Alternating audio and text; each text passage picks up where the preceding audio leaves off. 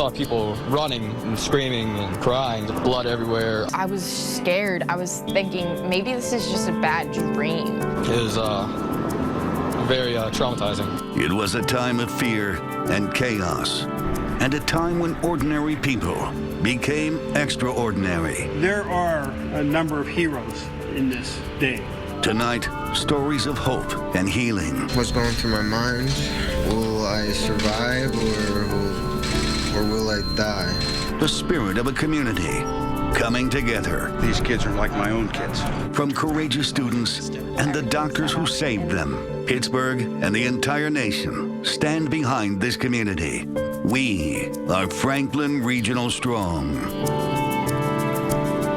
Good evening, everyone. Behind us is Franklin Regional High School, where it's 7:13 a.m. on Wednesday. It all began. The first reports of students being stabbed. We now know that there were 21 students stabbed and a security officer who was injured. The most critical remain in the hospital. And Lisa, as you know, this community has really come together in the wake of this tragedy. Channel 11's Joe Holden was the first reporter on the scene, and he tells us how this area has remained strong. 30 minutes east of Pittsburgh, rolling hills and tree-lined streets, quaint shops and neatly manicured homes. Murraysville, a picturesque Westmoreland County town. It's just a beautiful place with a lot of beautiful people. But the heart of the whole town, the schools and their 3,600 children. We were, of course, very concerned, for our kids. They're a source of pride. The atmosphere, tight-knit. We call ourselves a big family out here. On Wednesday, that family was shaken when 24 people were hurt after police say a sophomore went on a rampage with 2 knives. It was their worst day, but since then, this story is about how strong they're coming back. Parents feel the community support is already getting them through. Each person tries to do what they can to help each other out, whether it's through business or whether it's personal. And I just think it's so nice to see people come together like this in the moments of tragedy, and it's really been very helpful. General opinion is, how could it happen here? Franklin is such a great school district. For those who live and work here, it doesn't seem possible. How could this have happened? It's a very close community. It's a very safe community. Everybody knows everybody. I kind of know everybody's dog more than I know the people. Like most, they know the answer won't be an easy one to find. It's that closeness, these bonds, that are putting Murraysville on the road to recovery, hoping to find normal all over again. All the while, knowing it won't be easy. We'll get through this. It will take time. It will take love. We will find a way to get through this, and we will be strong enough to do that. Joe Holden, Channel 11 News. And the community really is showing its strength. The police officers, the paramedics, the firefighters. When they responded to this call, it wasn't just as protectors. These were their neighbors. Indeed, Lisa, and those first calls came in during a shift change, so those first responders, they really didn't know what they were getting into, and heroes emerged. Our Rick Earl wanted to shine a spotlight on them, and he spoke to some of them today. It was just another routine Wednesday morning when the call came in here to Medic 1 in Murraysville. Reports of multiple stabbing victims at the high school just down the road. These EMTs and paramedics were among the very first responders into the scene. What did you see? Were you prepared for what you saw? No, I was not. It must look like a war zone. People walking around covered in blood, people laying in the driveway, in the parking lot.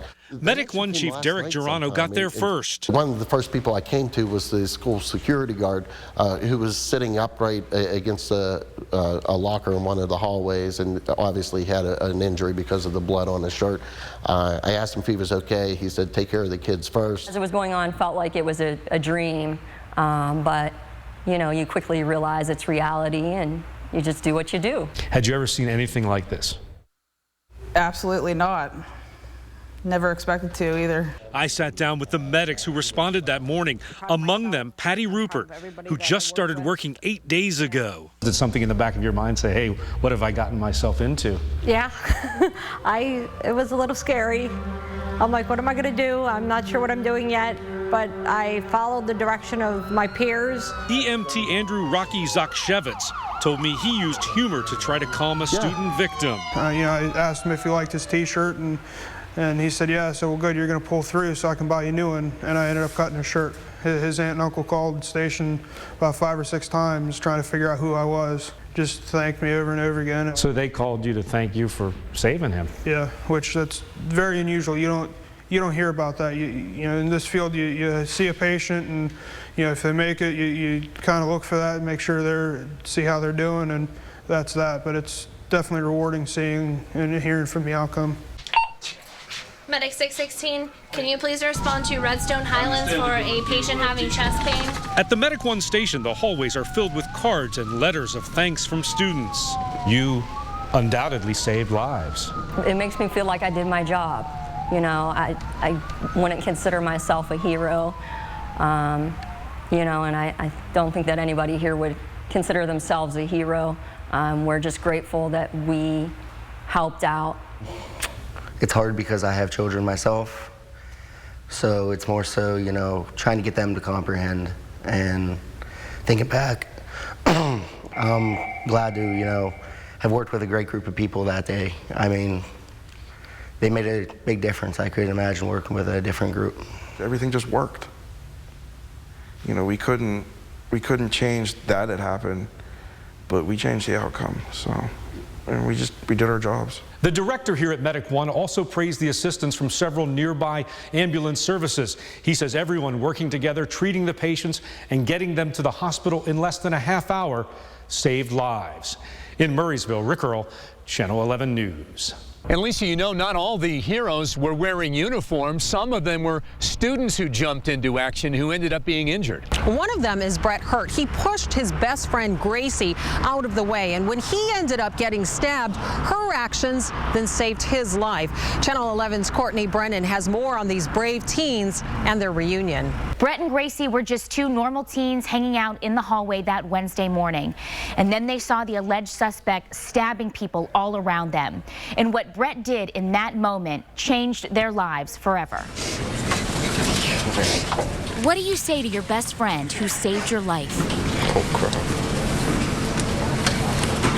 Gracie Evans and Brett Hurt didn't know if this reunion would happen. Love you, bro. The last time they saw each other, they were both in shock.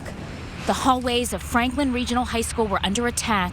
Another student coming toward them, armed with 2 knives. Just jumped. I don't know, I guess you say it was just natural, or like I had a feeling or something. Afterwards, I heard her screaming and crying, and I didn't know what was going on. And then the pain in my back, I realized something happened. Brett was stabbed in the back. Gracie looked on in horror. I was thinking, oh my God, what just happened? Did this kid just really run down the hallway and stab my best friend right in front of me in the back? She knew she had to save this boy who took the knife for her.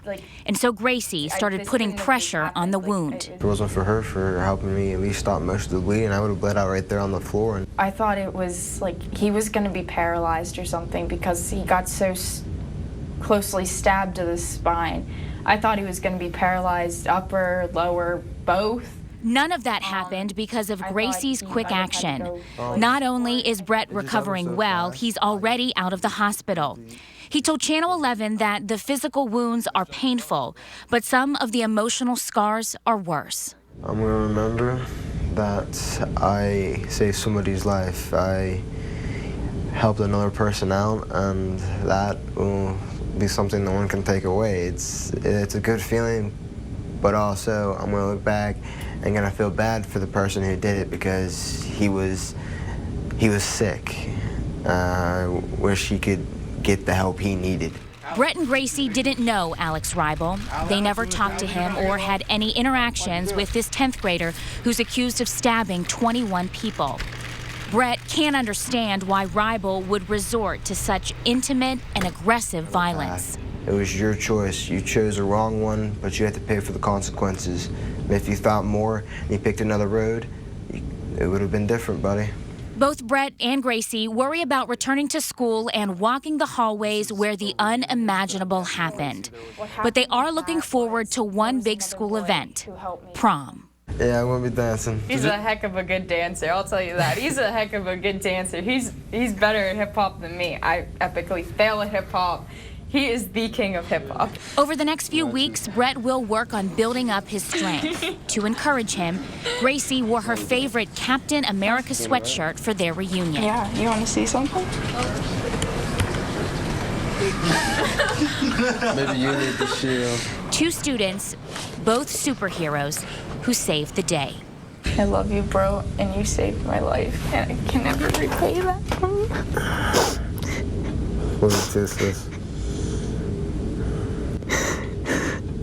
I got your back always, you know that.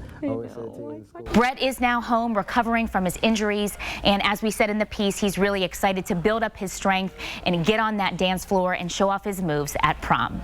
I'm Courtney Brennan, Channel 11 News.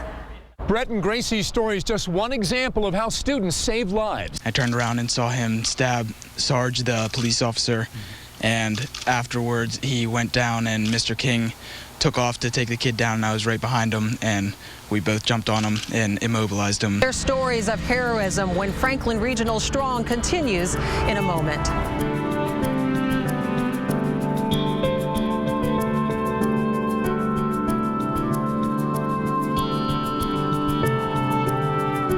Most of the kids ran away from danger. You ran toward it. I was put into the situation. I didn't know what was going on until I was in the middle of it.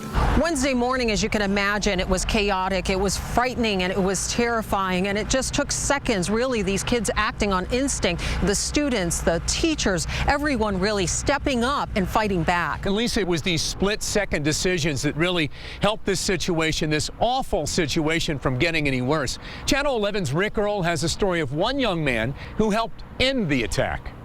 In addition to the paramedics and EMTs here at Medic 1, a number of other people played a very critical role at the school that morning.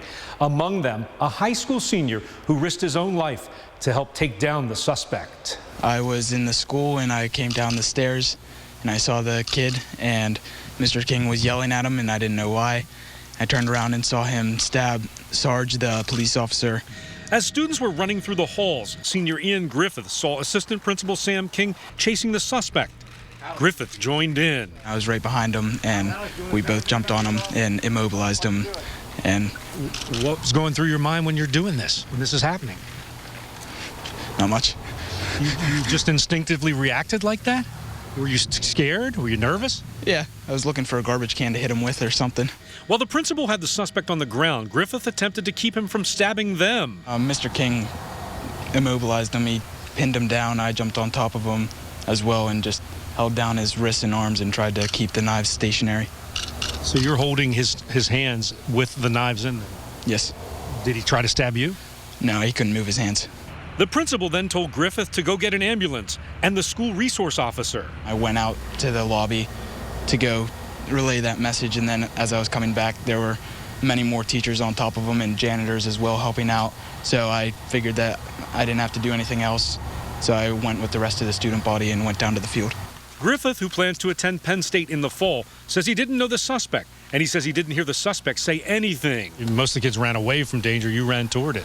I was put into the situation. I didn't know what was going on until I was in the middle of it. Do you think you saved lives? No, I think that Mr. King was the main hero here. And Griffith says he's not worried about returning to the high school.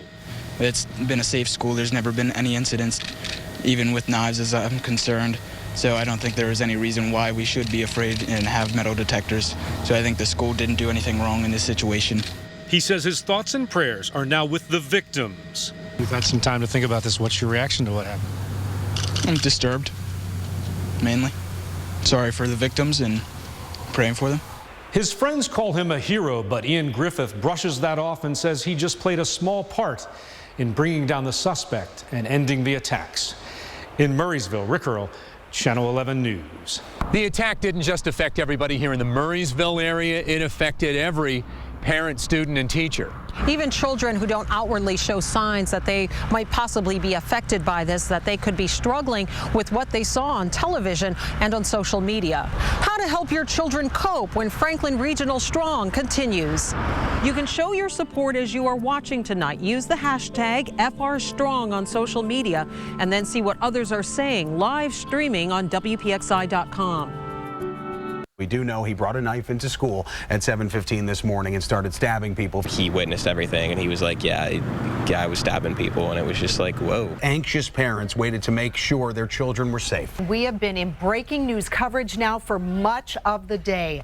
Dozens of ambulances and police cars rushed to Franklin Regional High School. Police tell us 22 people were stabbed inside Franklin Regional High School. On TV, the radio, Facebook, Twitter, all of social media, there was really no escaping what happened here on Wednesday. So how do you help your children understand this senseless act? And how do you spot the signs that this might be affecting them? Channel 11's Vince Sims went to an expert for answers.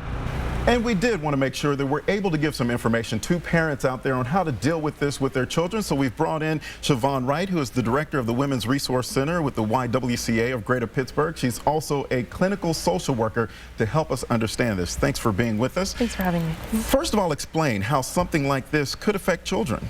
Definitely, it is a tragedy, and with the influx of social media, it's all over the internet, it's all over the news. So it could affect children in a lot of different ways.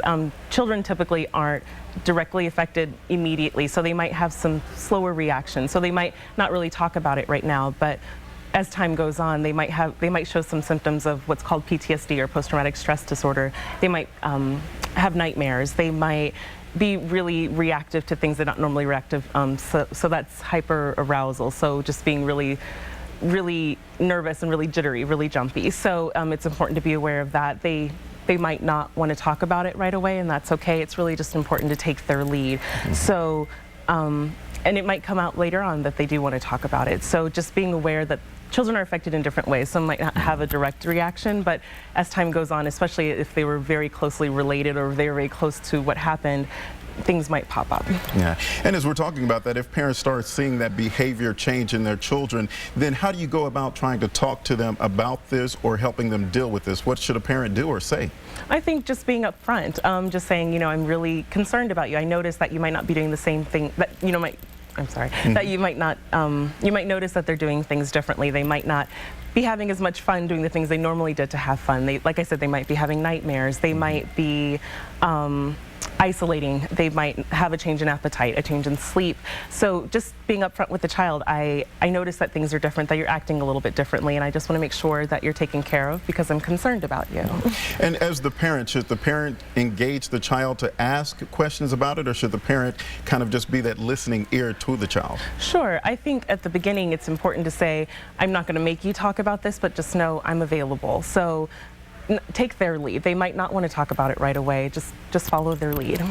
And even as parents out there watching this, of course, parents probably have a little bit of anxiety, you know, sending their kids to school. So as a parent, should I stay strong and not let them know that I'm concerned, or is it okay to talk with my child and let them know that I'm fearful as well?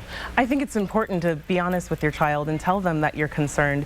The more you act like it's not okay to talk about, the less that they're going to be comfortable talking about it. So it's really important to just be honest about it and give them the same sense of structure and routine that they had before. If they see you're anxious about it, be honest about why you're anxious, but don't put all of your anxiety onto the child so that they can try to work from the same level of routine. Exactly. And of course it is okay to seek that help and to talk about it. I know every school probably has a counselor. There'll be a lot of services out there, and it's okay to seek those services? Absolutely, absolutely. You're definitely encouraged to do so. All right. Siobhan Wright, clinical social worker and director of Women's Resource Center for the YWCA Greater Pittsburgh, thank you so much for sharing this information with us, and we hope that it helps you in dealing with this tragic situation. Now back to you. This reminds us of something Pittsburgh's own Fred Rogers said. When I was a boy, I would see scary things in the news. My mother would say to me, look for the helpers. You will always find people who are helping. To this day, especially in times of disaster, I remember my mother's words, and I am always comforted by realizing that there are still so many helpers, so many caring people in this world. Westmoreland County holds drills to prepare for something just like this, but that day it was the real thing. We talked to some of the emergency workers and have that story coming up on Franklin Regional Strong. It was very active, very chaotic, but that's my job. When people are going one way, my job is to go the other way.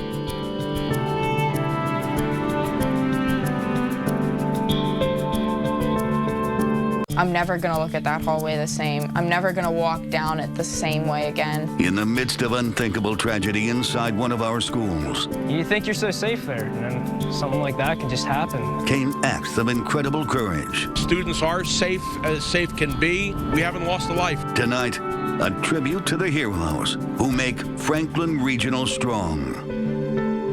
No one could have predicted what happened in the hallways back there, but emergency workers were ready. David, you know, we've covered many of these emergency drills, and when it was the real thing, when it really mattered, they were ready. It was precise, it was coordinated, and it minimized injury. We had a chance to sit down and speak to some of those emergency workers.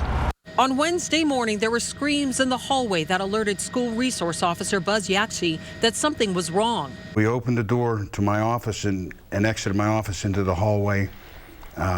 Students were running, and the first thing I noticed was students were bleeding. Some of them were bleeding profusely, running out the door. Their fellow students were helping them to get out the door. And I heard one student yell to me, "He's got a knife. He's cutting people." And I just said, "Who?"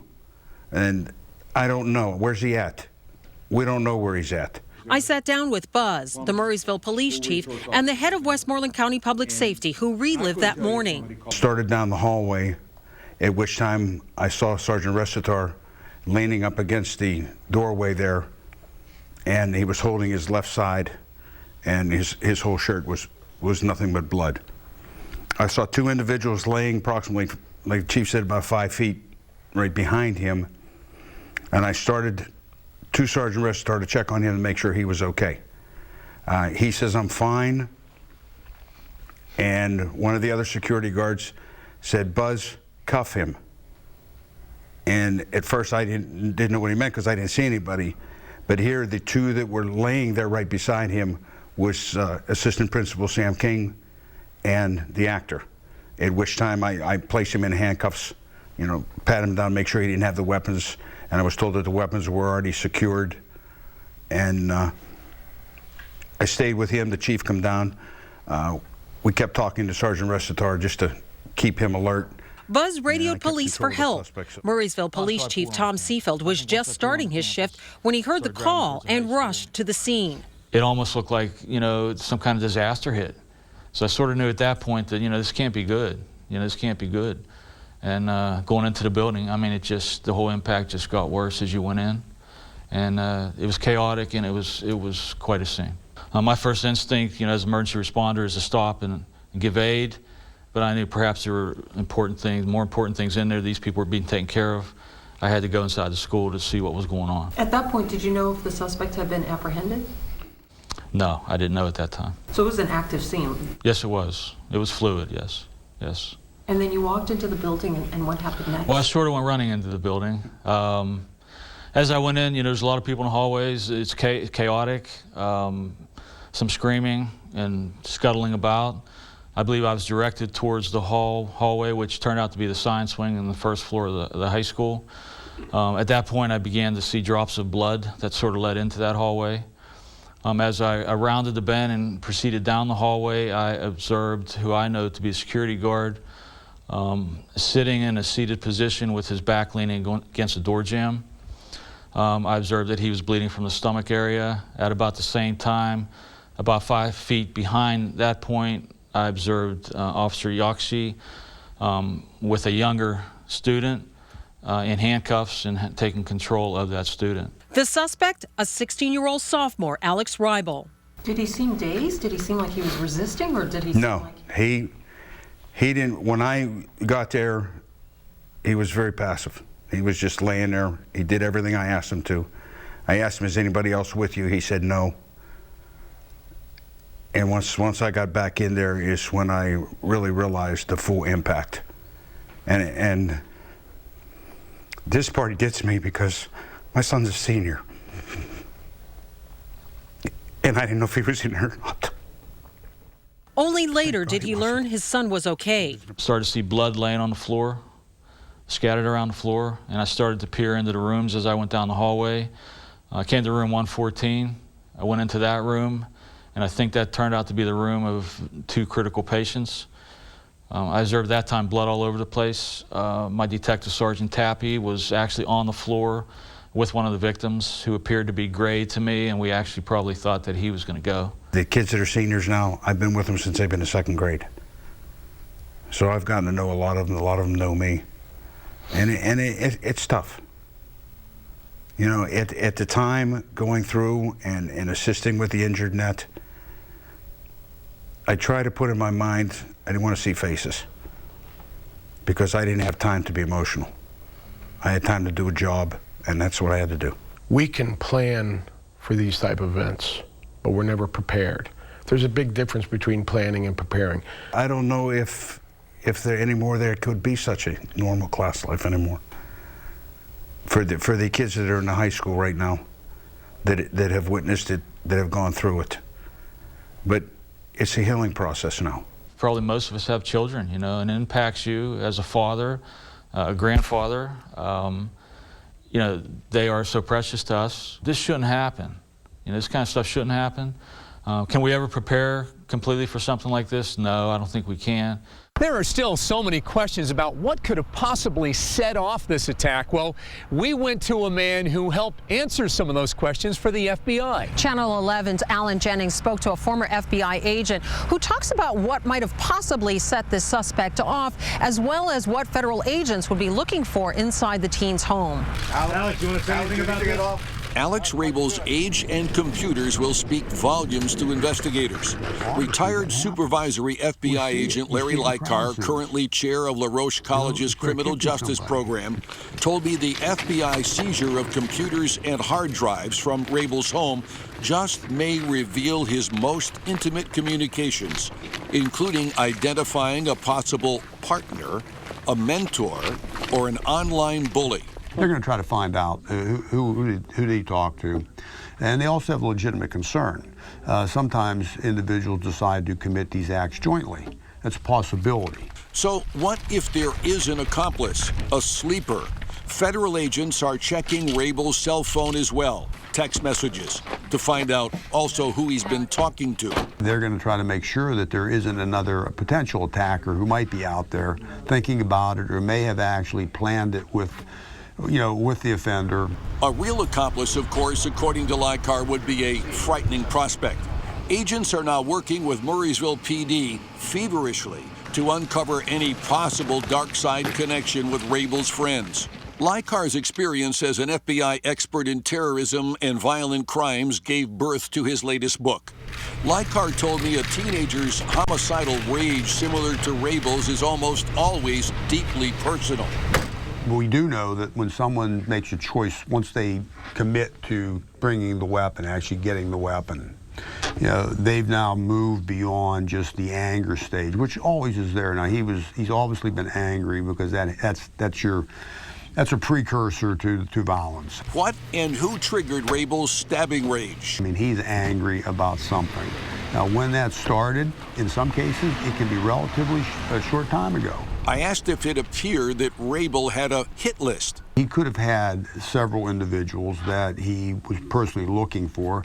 In other cases, though, that happened where the individual, in some cases, they're just told, even the victims, they choose them randomly.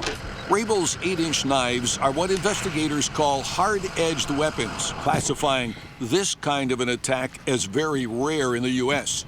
As the investigation unfolds, it will unravel the current secret world of Alex Rabel. Alan Jennings, Channel 11 News.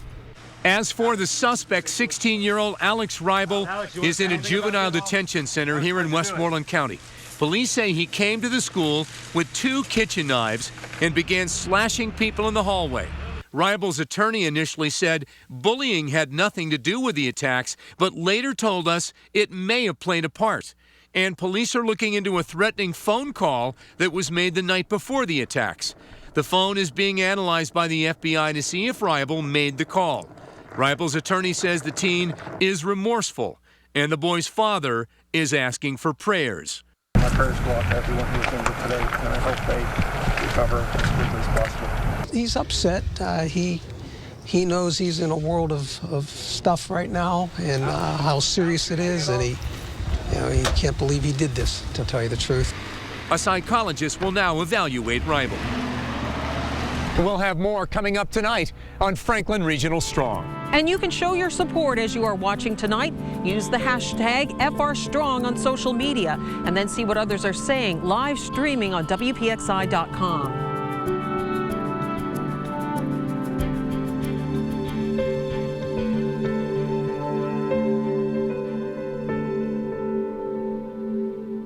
He was very much surprised by the fact that he was stabbed.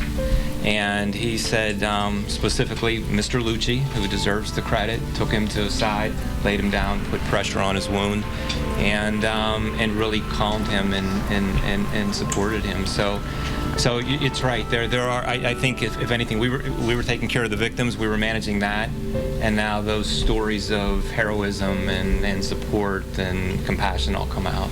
No one knows how they would react in a situation like this, but on that morning, those kids remained so calm and collected. Among those amazing students are Brett and Gracie, whom we met last half hour. Channel 11's Renee Kaminsky met Brett, his mom, and doctors at the hospital. It's my job to ask questions. So I asked doctors and nurses what they had seen that struck them, and they told me over and over how these teens showed remarkable poise in a situation that most adults would find challenging. Watching him calmly field questions from a room filled with news photographers, reporters, and producers from all over the country, it was hard to believe Brett Hurt is still in high school. We're all lucky to still be alive. While his mother, Amanda, understandably gave in to the overwhelming emotion of nearly losing her son. When my daughter called me at work yesterday, freaking out, and told me that my son was on the list of victims, I dropped. Brett held it together, even when he talked about the most gruesome details of his attack. And I was just standing there, and then just everything just went like I didn't even know what was going on. I was just so surprised I could barely move because I got stabbed in the back. And then it happened.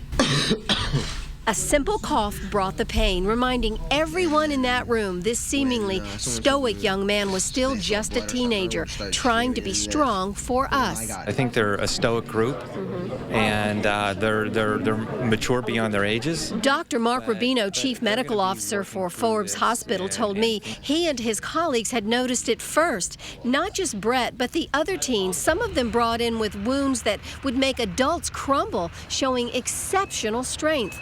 Just 38 hours after he was seriously wounded, Brett refused the wheelchair and walked out of the hospital. There are so many stories of teenage heroism at the high school. The ones we've heard about, Gracie Evans keeping her cool, coming to the aid of her best friend Brett. But I saw other acts of quiet gallantry we haven't heard about. Groups of teens, some who don't even attend Franklin Regional, showing up at area hospitals for the families of the victims. But with any tragedy of this magnitude, doctors will tell you no matter how brave they appear to be now, when these students and victims walk back into their school, that's when reality may set in. They're going to be working through this and thinking about their classmates. Brett said he does plan to go back to school. He just doesn't know when that day will be. Renee Kaminsky, Channel 11 News. Students at other nearby schools have been touched by this tragedy. The nearby Penn Trafford district showing support by declaring today Blue and Gold Day. Blue and gold are the Franklin Regional colors, of course. It's a campaign that was started by students on social media to show solidarity for the victims at Franklin Regional.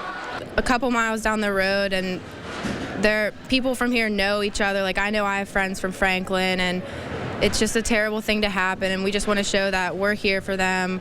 Anything they need, Penn Trafford is here. Kids thought it would be a great idea to have a banner that they would all sign and put some personal messages on there and send it over there. And they also wanted to trade in the green and gold for a day and trade it in for blue and gold. Students at Gateway High School in Monroeville are also taking part in Blue and Gold Day. You know, when you think about it, how the first responders who were here at the school, and then later, when the victims were transported to the hospital, how the nurses and the doctors did their jobs. It's just amazing. They were really trained for a day like this. Earlier, I spoke with some of them. Doctors and nurses at Forbes Hospital in Monroeville never know what each day will hold. It could be quiet, or it could be like Wednesday. We didn't know what was coming until we heard of each patient coming in. And once we knew what their injuries might entail, but we were prepared for the worst for each patient. It doesn't get much worse. At least a half a dozen patients stabbed and bleeding badly. Janine called Dr. David Snedeker, the hospital's medical director, who was already driving in from Pittsburgh. And as I was driving in from the city, about a 30-minute drive, I started seeing the ambulances pass me as some patients were going to the city, and got a sense that this was going to be, much worse, I think, than I'd expected. It was. The stab wounds were serious, some life-threatening. Nurse Dick Beck remembers one in particular. He had a laceration on his right side. And it was fairly deep. Trauma surgeon was there, and he said where he needed to go right away. If you're getting a sense that there was calm here in all this chaos, you're right. Forbes is a level 2 trauma center. That's the second highest. These doctors and nurses have been training and training and training. Their mantra is expect the worst, hope for the best. Well, the worst rolled right through their doors. The best you could say is how they handled it. The first patient arrived, and we literally had that patient in the operating department in less than 10 minutes. They did everything literally by the book. It went as smoothly as possible, from the paramedics to the firefighters to the police officers, did everything that they've been taught to do. He should know Dr. Dan Schwartz served in Iraq and Afghanistan. He's seen bad things, lots of blood.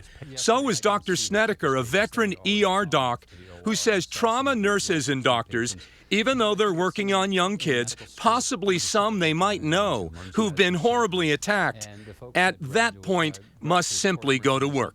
They're not scared by blood and gory things. It's not that it doesn't affect us, but we can realize that we have a job to do.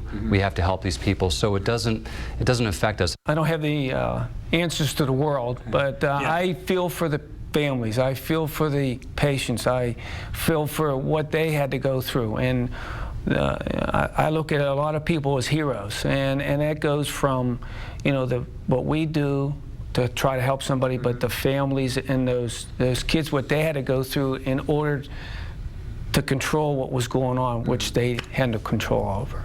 The recoveries those doctors and nurses are making possible will take a long time to complete. Next, how the people in the school district are helping the victims' families heal. Everybody loves each other and is there for each other, and it's nice to see.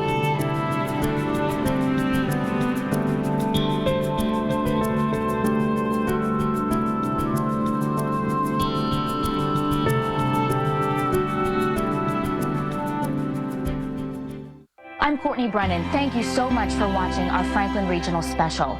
Make sure you stick around after the show. I'm putting the final touches on my story for tonight. I'm going to introduce you to Ariana Schofield. She's one of the stabbing victims, and she sits down with us and shares her story. It felt like it was just a finger running. Like I thought he was just messing with me. She's a very brave young lady. Her interview tonight on 11 at 11.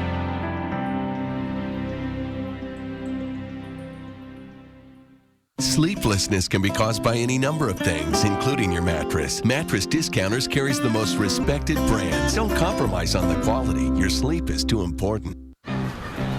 Look at them, making moves that would put an adult in an emergency room.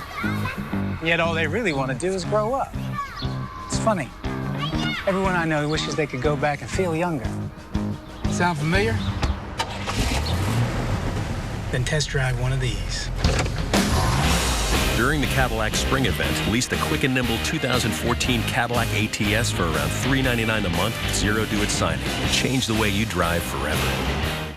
Weather in Pittsburgh is unique. We can go through 3-4 seasons in one day. We know you're busy. Weather may be the last thing on your mind, but it's the first thing we're looking at. We are severe weather specialists. That's what we do. Stephen Cropper leads Severe Weather Team 11. Coverage you can count on.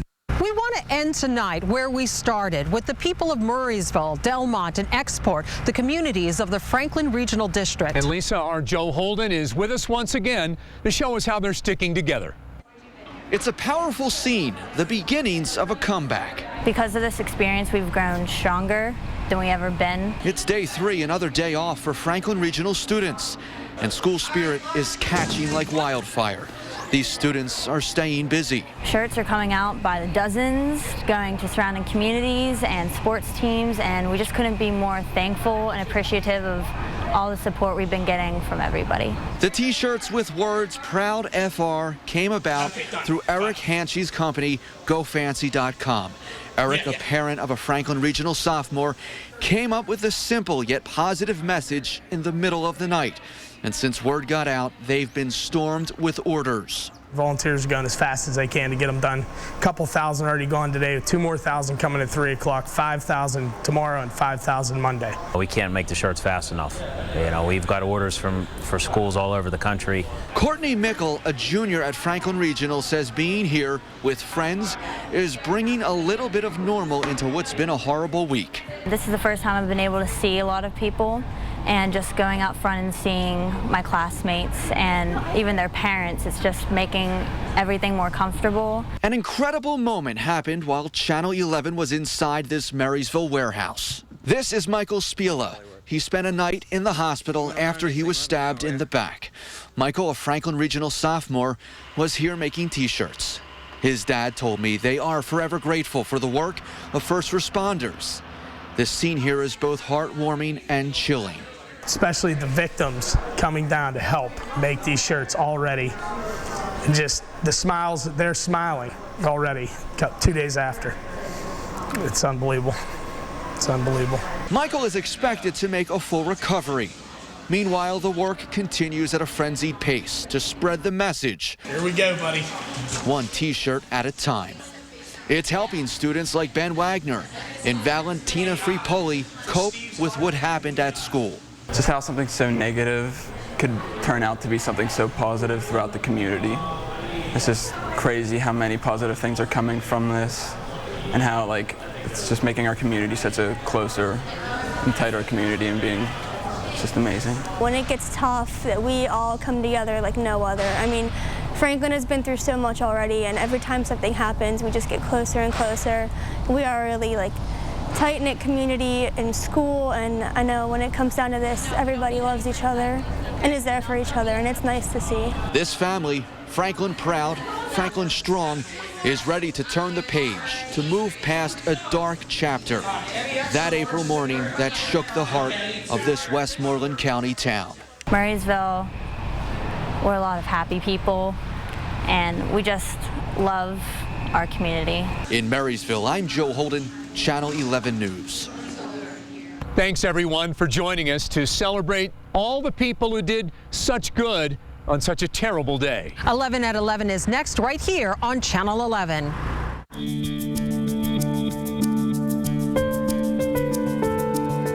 I think our instincts kicked in, and everyone just knew what to do, and the hospital was prepared to take care of multiple patients, and we did just that.